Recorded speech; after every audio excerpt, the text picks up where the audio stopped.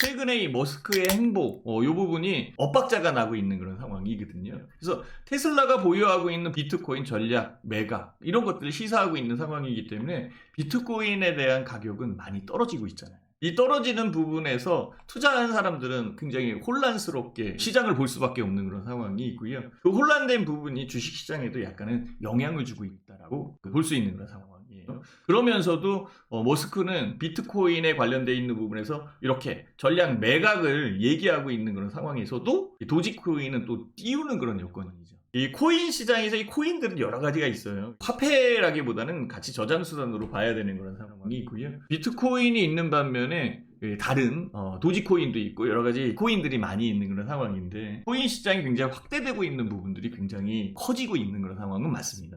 여기에 이 머스크의 이 비트코인에 관련되어 있는 부분과 최근에 오락가락하는 이 정책적 결정 이런 부분들의 신뢰감이 떨어지고 있는 상황이기 때문에 이런 부분들이 나와요.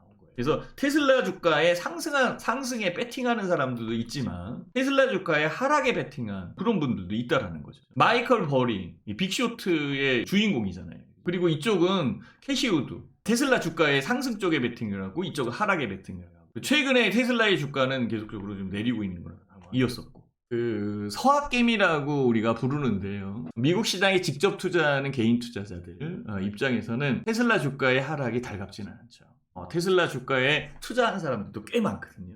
최근에 내려오는 부분들이 불안스럽게 느껴지는 그런 상황일 겁니다. 어쨌든 코인 시장이 또 축소되고 있는 그런 상황이기 때문에 약간 자금적 흐름이나 이런 부분들의 리스크적인 부분, 그러니까 위험 자산에 대한 리스크가 조금 더 부각되고 있는 그런 상황이고, 그 다음에 옐런 재무부 장관이 얘기한 것처럼 금리에 대한 상승, 금리를 상승시킬 수 있다라는 이런 뉘앙스. FOMC 의사록에서도 테이퍼링에 대한 가능성, 이런 부분들이 계속적으로 나오고 있는 그런 상황이기 때문에 어려움이 약간 좀 가중된다라고 이렇게 말씀드릴 수 있을 것 같아요.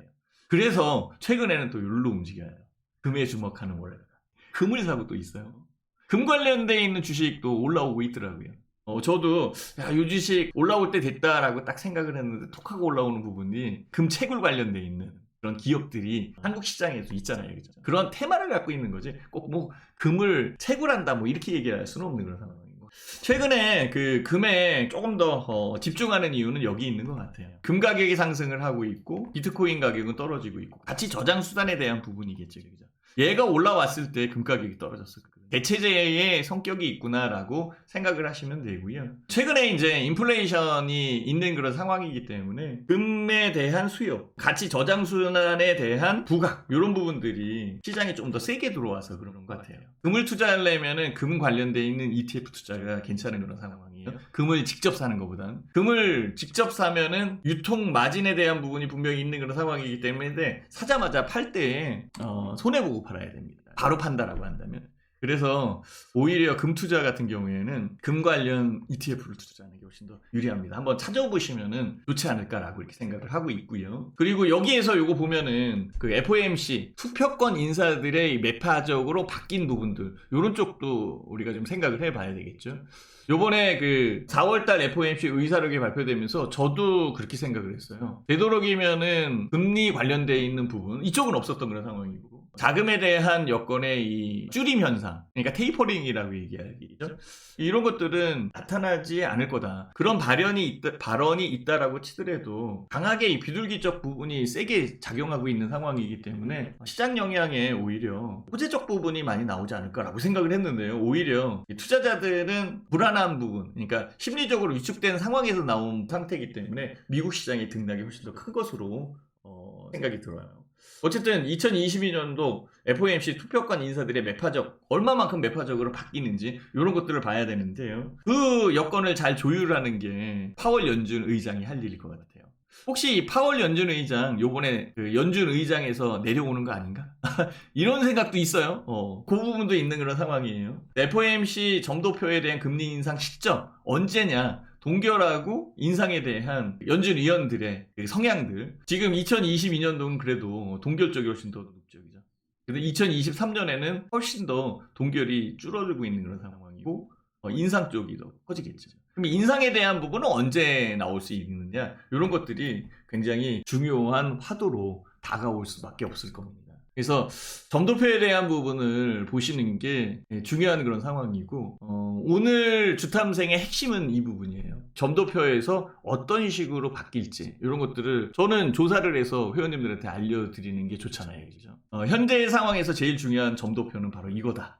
우리 회원님들한테는 먼저 알려드렸는데요. 연준, 긴축, 스케줄, 이 시나리오를 잘 보시면 됩니다. 혹시 그 핸드폰이 있으면은 사진 찍어 놓으세요. 사진 찍었나요? 이거 진짜 중요해서 그래요. 자, 한번 볼까요? 연준 긴축의 이 스케줄.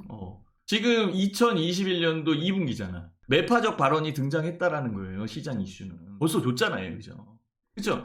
통화정책은 연준의 긴축 논란이 있는 그런 상황이고, 불확실성은 증가하고 있었죠. 그죠? 그리고 경기에 대한 부분에서 코로나는 집단 면역을 기대하고 있잖아요. 그죠? 핵심 지표는 고용하고 물가지. 당연히 고용 물가에 빼놓을 수 없는 그런 상황이고. 주식시장은 어떻게 움직여요? 상승과 하락. 그쵸? 맞죠? 상승과 하락하는지 안 하는지는 여기서 보면 되잖아요. 그죠? 당연히 불확실성은 증가되고 있는 거예요. 자, 불확실성이 고조되면 어떻게 될까요? 당연히 테이퍼링이지. 이걸 시사하는 거고, 언제쯤? 2021년도 3분기? 테이퍼링에 대한 부분을 한다는 게 아니라 시사한다는 얘기죠. 얘기가 나올 수 있잖아요. 매파적 발언이 등장했으니까. 그러면서 후반기, 하반기로 들어갈수록 집단 면역, 코로나19 바이러스의 면역은 현실화될 가능성이 있고요. 자, 테이퍼링을 시사한다라고 한다면 당연히 실업수당은 종료되겠지. 이해되나요? 선진국의 접종률은 70%를 넘어갈 거고요. 한국도 접종률이 높아질 겁니다. 사진 찍었어요? 오케이, 이해되나요? 그러면 그 주가에 대한 부분은 어떻게 움직이는지 봐야 돼요. 테이퍼링을 시사했고 불확실성이 고조됐기 때문에 주가는 하락되겠죠. 잘 추적해야 돼요. 이거는 스케줄이지, 스케줄에 대한 부분을 정리해 놓은 것 뿐이에요. 달리 움직일 수도 있어요. 이 안에 주가는 하락해도 올라오는 종목이 있잖아요. 하락하는 종목이 있고 올라오는 종목이 있을 거 아니에요. 그러면은 현재 상황이 고조되고 있다라고 한다면 누가 대형주로 들어가겠어요? 중소형주로 들어가겠지. 그래서 등락이 있는 횡보장세에 횡보하는 부분에서 대형주의 병목 현상이 일어날 거고, 대형주의 병목 현상이 일어나는 그 틈바구니에서 키 맞추기 식의 중소형주들이 발현할 가능성이 높다. 그래서 삼성전자에 대한 부분을 조금 전에 여기에서 설명을 드렸듯이 삼성전자가 올라오는 부분보다는 삼성전자에 협력하는 소재 부품 장비를 내는 회사가 나을 거예요. 이제 이해가 되시죠? 그런 부분들이 여기에 이 점도표에서 유출을 해서 적용을 시키면 됩니다. 자, 그러면 그 다음은 어떻게 진행될까요? 테이퍼링을 시사했으니까 테이퍼링에 대한 윤곽이 나오겠지, 그죠? 그러면 어떻게 돼요? 불확실성은 해소가 되겠지. 왜? 어차피 윤곽이 나온 거지. 테이퍼링이 시작돼도 해소가 되는 거잖아요, 그죠? 그러면은 어떻게 될까요? 리스크에 대한 부분이 해소되면은 주식시장은 상승이잖아요. 오히려 돈을 줄이기 시작을 하면 돈을 줄이는 테이퍼링이 나오면 주가가 상승하는 거예요. 주가가 상승할 때 금리가 올라오겠죠. 테이퍼링을 하기 시작할 때는 금리 올라올 수 있는 여건이 만들어질 거잖아요. 금리가 올라올 수 있는 여건과 기업에 대한 실적이 연결되면 이게 실적 장세로 바뀔 수 있어요. 실적. 좀 길게 보시고 투자를 하셔야 돼요. 그렇죠? 그러면 주가는 상승하는 거예요. 이 부분이 이해되면 오늘 잘 들어오시고. 이건 진짜 중요한 요소에 있습니다. 그래서 사진 한번 찍어놓으라고 이렇게 얘기했던 겁니다. 자, 봐봐요. 한번 볼게요. 통화정책에서 연준 긴축에 대한 논란에 의해서 불확실성은 증가되니까 등락이 커요. 그쵸? 테이퍼링을 시사하고 윤곽이 나타나니까 윤곽이 나타나는 부분과 테이퍼링이 시작되는 부분 이렇게 진행되는 그런 상황에서 테이퍼링을 시사하니까 주가가 하락을 할 거고, 오히려 윤곽이 나타나고 테이퍼링이 시작되면 주가는 상승합니다.